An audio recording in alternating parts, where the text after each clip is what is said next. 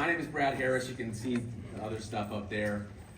This is a topic that it's only my second time presenting it, but it was very well received at Region 8 Congress a couple months ago.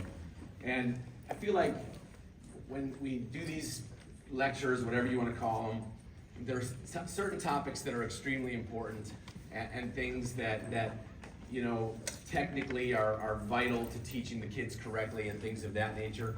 I don't think, and I would have paid a lot of money to see this topic when I was a young coach.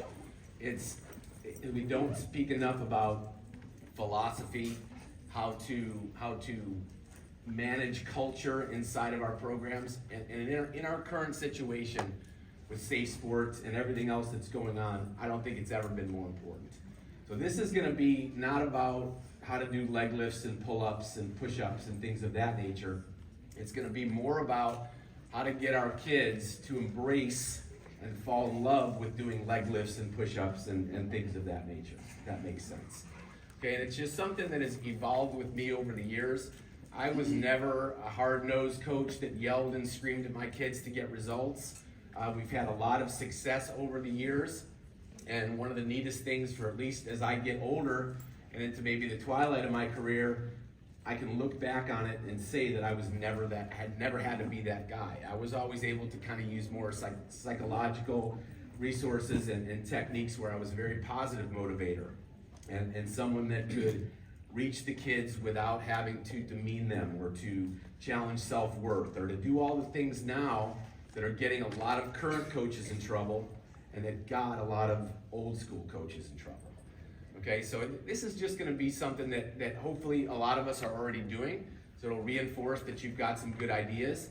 But one of the biggest things, and one of the positions that I'm in, I get a lot of access to hearing about certain safe sport violations and issues that are current in our gymnastics society, for lack of a better way to say it.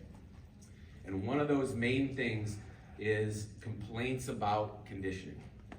The way that the coaches approach conditioning, the way that they carry out conditioning assignments in their gym, and even some coaches are being accused still to this day of punishing kids using conditioning exercises.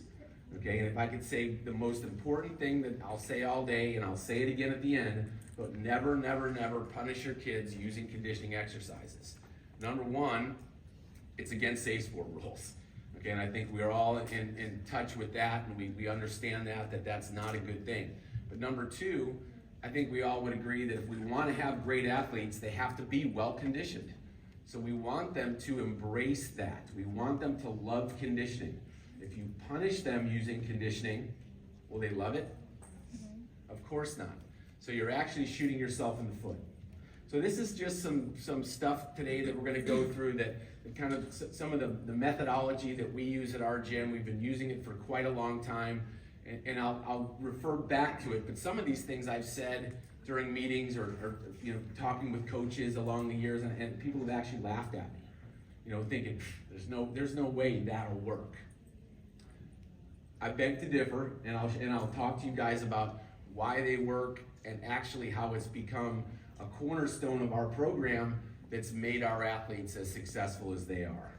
Okay, now I preface this by saying this probably wouldn't work for elite kids, although a lot of the philosophies would. This is more for development program and Xcel.